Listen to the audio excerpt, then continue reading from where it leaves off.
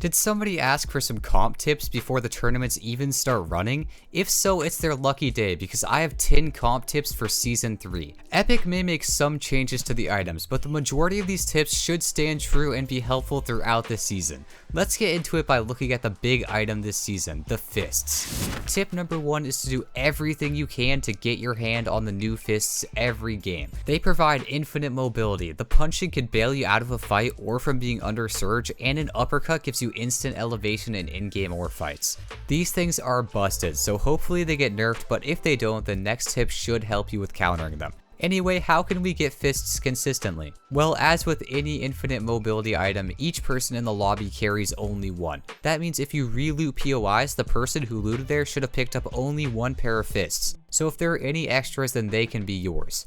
We also know that if any fight ends where both people had fists, then one pair of fists will be left behind for us to grab. If you see people fighting who both have fists, this is a good chance to third party and make sure one of the players goes down. You don't even need to be the first one to the loot, just wait until the other person leaves and grab the extra fists that were left behind. Alright, we know we want to run fists in both solos and duos this season, but our opponents also have fists, and the punch ability is slightly overpowered. For tip number 2, I'm going to explain the best ways to counter getting punched. Firstly, make sure you always have good awareness of somebody who could come up to your box and punch in. You could have good awareness by looking around in your cone anytime you're boxed up. Then, if somebody's flying towards you, do your best to shoot them with a ranged weapon as they approach. Finally, once they are right on you, the best play if you have your own fists is to use the uppercut. If they're near, this will launch them backwards, and if not, you'll be floating above them. From here, you have two options: punch down on them and win the fight with the first strike since they won't even know where you are. The second option is to fly away and reset the fight. From what I've seen, using the uppercut is currently the best way to deal with anybody using the fists. If you do not have your own pair of fists to uppercut, the best solution is to build up a lot, move around a lot, and keep trying to pump them. Unfortunately, it is extremely difficult to counter the fists right now if you don't have your own. If any of you have any more ideas, let us know in the comments. I'm curious what other strats there are. For tip number 3, we're going to be revisiting the value of an old friend, the fizz juice. Most people know by now that if you fizz and then hit a pad, you can go extremely high and cross nearly the entire map.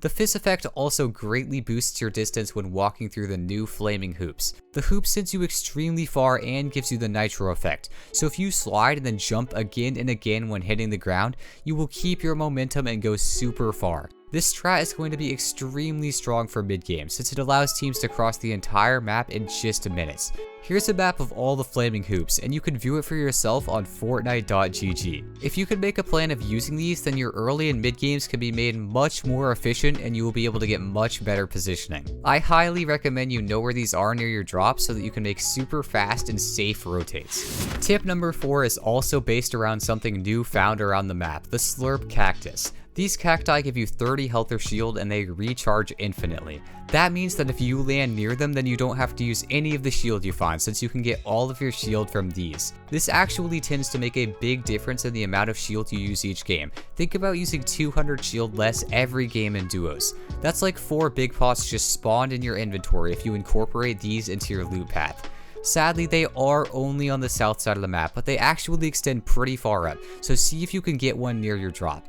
Something that is going to make these incredibly strong in high-level lobbies is that people can trade surge infinitely on these since you will just keep getting healed by the cactus. This means making a surge base or playing around these is a great idea, since anytime you get tagged while peeking, you can just use the cactus to regain that health and shield. Anytime two teams are based up on Slurp Cacti, there's probably going to be a lot of surge trading, since both teams know as long as they don't move, they can infinitely get re-healed. This is likely going to lead to some big teaming accusations, but even in random lobbies, teams who don't know each other could be smart and do this. Before going to the next tip, I want to quickly mention that I actually found water that also heals your health and shield in these 2 locations. This would normally be pretty crazy, but the Slurp Cacti are just better in every way. Just thought this was cool, let's get to the next tip. For tip number 5, we're going to combine the knowledge we gained from the last 2 tips and consider using them in a game plan. These 2 things were fast map mobility and a lot of white health to be played from Storm. If you're a longtime comp player, you probably know what this means. Playing Storm in early game is now back and super viable. Players who want to get more loot or camp a surge base until it's in Storm can now do so easily. After doing whatever they want in Storm, teams can use the Slurp Cacti to regain their white health and use Fizz through the rings to get to zones super fast. By the way, the Slurp Cacti do not regenerate in Storm, but there are so many that if you know where they are, then you will be fine. Even if you aren't landing near the Slurp Cacti though, the Fists are extremely fast in mobility and allow you to play Storm much more easily if you carry white meds as well. I personally like playing Storm to wrap on dead side on zones pulling to the right side of the map. These mountains are so bad to rotate into normally, but with all the strats I just mentioned, I can easily rotate in Storm to dead side and get great positioning in my tournament games. Tip number 6 is going to be a bit more general. Box metal every single time you stop. The reason for this is pretty obvious. This season people randomly use fists and nitro dashes to get into any box. If you box up in metal, anytime somebody starts punching your walls, you will have more time to go up than you would in brick. Metal will also take somebody nitro dashing 2 tries to break in, giving you additional time to get out. You should also try to avoid being boxed up on low ground, even if it means going up 1 layer from where you are. This is just going to make you a less likely target for people using fists or nitro, since it will be significantly harder for them to get into your box. Remember to be in your cone gathering info so you have extra time to react to anybody psychoing you. Tip number 7 is one for duos. Stay very close to your teammate the entire game. Both the fists and nitro dash are incredibly strong mobility items. This means that people can close the distance extremely fast if they want to. If you're split from your teammate, a duo can use these mobility items to get on you fast and close out a 2v1 before your teammate can get there to help you. You could also use this knowledge to your advantage though. If you notice a player is split from their teammate, you can use mobility to isolate and eliminate them fast. Just remember to stay near your teammate in duos, since you don't want to have 2 people land on you from the sky while you're isolated. It's just not a fun way to lose a game this season. Tip number 8 is going to be another one for duos, and it focuses in on in-game. Fists are a solo mobility item, which means the 2 members of the team use them individually and land at different times.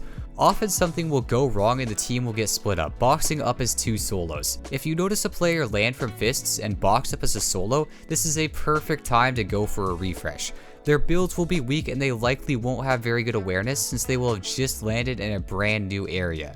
You could double spray in the box, double punch in, or even run a pre-edit on them. The point is that anytime there's a solo, you should try a quick refresh on them, and the fist mobility item isolates a lot of solos for you. Next time you see somebody land by themselves off fists, remember this is a good chance for a quick refresh.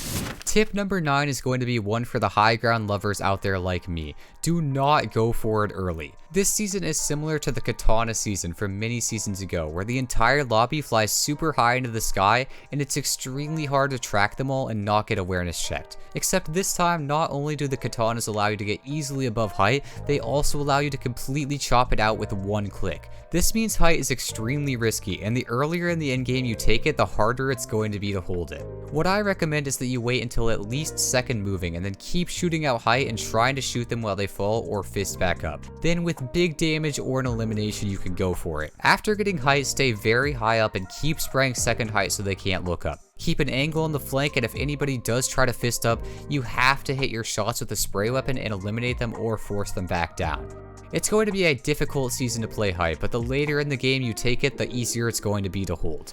Alright, it's finally time for tip number 10, and some of you might not be happy with this last one, so sorry in advance, but it's to remember to have fun. In a season like this where some items are so incredibly overpowered, it can be very easy to get super frustrated and completely stop enjoying playing tournaments or practicing. Remember that most of you are just playing these tournaments for fun, and that at the end of the day you can only improve yourself. If you want to take Fortnite seriously, then just go into each tournament wanting to learn something.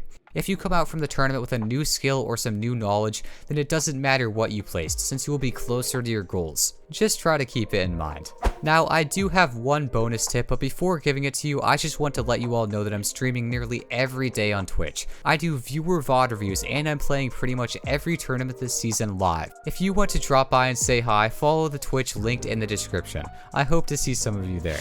Alright, here's that bonus tip I promised. If you're somebody who liked running only auto shotgun and solos, then this season could bring that back for you. Despite it being somewhat weak, the combat shotgun requires no follow-up gun. It can be used as a single gun for range and in the box. This could be extra effective if you use the combat shotgun from range on somebody using fists, and then you use your own fists to finish the fight off. Running just combat shotgun in the solo cash cup finals would open up an additional item slot, allowing you to bring nitro splashes, medkits, or extra shield into the endgame. Probably not the strat I'm going to use, but if you were feeling it, I wanted to suggest it as a viable strategy. I hope that you all got something from this video and will do a bit better in tournaments because of it. Thanks for watching and good luck in all the cups this season. Peace out, team.